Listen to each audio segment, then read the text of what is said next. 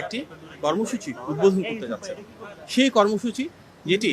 কৃষি নির্ভর বাংলাদেশের যেটা অর্থনৈতিক মেরুদণ্ড, সেই কৃষকদের ভাগ্য পরিবর্তনের সাথে সরাসরি জড়িত। আমরা যারা রয়েছে আমাদের প্রায় প্রত্যেকেরই কিন্তু পূর্বসূরি যারা ছিলেন ওনারা হয়তো কৃষিকাজের সাথে সম্পৃক্ত ছিলেন। আজকের বাংলাদেশেও প্রান্তিক, মধ্যম, মাঝারি, ক্ষুদ্র, বৃহৎ মিলিয়ে প্রায় 3 কোটি মানুষ আছেন যারা সরাসরি কৃষিকাজের সাথে সম্পৃক্ত।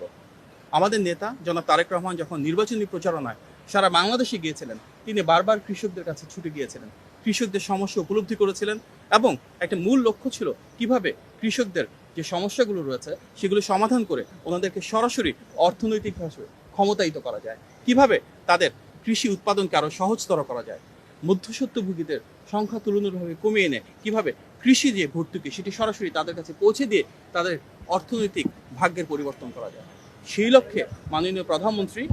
আমাদের নির্বাচনী পথযাত্রায় ঘোষণা করেছিলেন যে ইনশাআল্লাহ বিএনপি রাষ্ট্র পরিচালনা আসলে সব কৃষকদের জন্য পর্যায়ক্রমে কৃষক কার্ড সেটি আস্তে আস্তে বাংলাদেশে পর্যায়ক্রমে উন্মোচন করা হবে এবং কৃষক কার্ড সেই প্রকল্পের অধীনে আগামীকাল টাঙ্গাইলে নববর্ষের প্রথম ক্ষণে সেটি বাস্তবায়ন করা হবে এবং প্রাথমিকভাবে আমাদের 20,000-এর বেশি কৃষককে 10টি ডিস্ট্রিক্টে বা জেলায় 11টি উপজেলায় প্রণয়ন করা হবে। শুধুমাত্র টাঙ্গাইলে কালকে মাননীয় প্রধানমন্ত্রী নিজ হাতে 15 জনকে প্রণয়ন করবেন কৃষক কৃষাণে এবং সেই কৃষক কার্ড টাঙ্গাইলে 1500-এর বেশি কৃষক কৃষাণের হাতে তুলে দেওয়া হবে। আমাদের মূল উদ্দেশ্য কৃষক কার্ডের মাধ্যমে শুধু কৃষক বা কৃষাণী না, যারা মৎস্যজীবী রয়েছেন,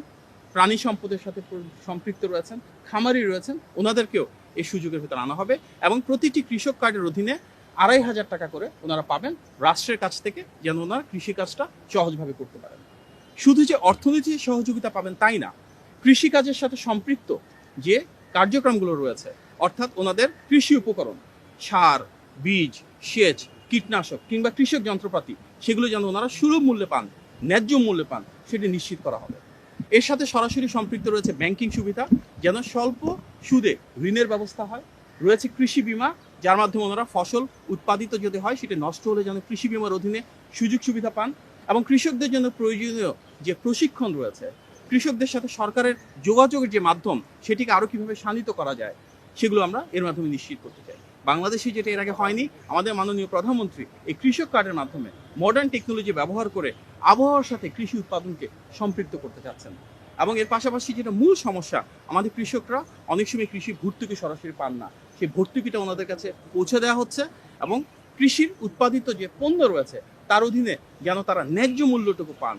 সেটা আমরা নিশ্চিত করতে চাই এই কৃষক কার্ডের মাধ্যমে। বিশ্বের অন্যান্য দেশের সাথে তুলনা করলে আমাদের পার্শ্ববর্তী দেশসহ অন্যান্য কম্পারেবল ইকোনমির তুলনায় বাংলাদেশের তেলের মূল্য যথেষ্ট নিয়ন্ত্রণে রয়েছে। মাননীয় প্রধানমন্ত্রীর নির্দেশনা ইতিমধ্যে আমরা তেল সোর্সিংয়ের জন্য অল্টারনেটিভ সোর্সের সাথে যোগাযোগ করা হয়েছে, এটি নিয়ে আন্তর্জাতিক বাজারে দর কষাকষি নেগোসিয়েশন করা হয়েছে এবং যার ফলে কিন্তু তেলের দাম যথেষ্ট নিয়ন্ত্রণে রয়েছে। এর পাশাপাশি যেটা অর্থের উৎসের কথা বলছেন, দেখুন একটা সরকারের মূল উদ্দেশ্য কি, যারা খেটে খাওয়া মানুষ, যাদের ঘাম শ্রম ত্যাগের উপর ভিত্তি করে দেশের অর্থনীতি রয়েছে, আমরা যদি অর্থনৈতিক খাতে সুশাসন প্রতিষ্ঠা করতে পারি, দুর্নীতি কমিয়ে আনতে পারি এবং যেগুলো ফিজিবল প্রজেক্ট রয়েছে সেগুলোকে সামনের দিকে নিয়ে আসতে পারি, যেসব প্রকল্প ডেলিভার করতে পারছে না সেগুলোকে আবার রিভাইজ করতে পারি, কস্ট কাট ডাউন করতে পারি, তাহলে অবশ্যই এগুলো করা সম্ভব। কৃষি নির্ভর বাংলাদেশের সরকারের বাজেটে যদি কৃষকদের ক্ষেত্রে গিয়ে সেখানে এত বিবেচনা করা হয় যে অর্থের সংকলন হবে কেন, সেটা আমরা মনে করি যথেষ্ট না। বাংলাদেশের অবশ্যই একটা মূল ক্ষেত্র হিসাবে কৃষি খাতকে কৃষকদের পাশে দাঁড়ানো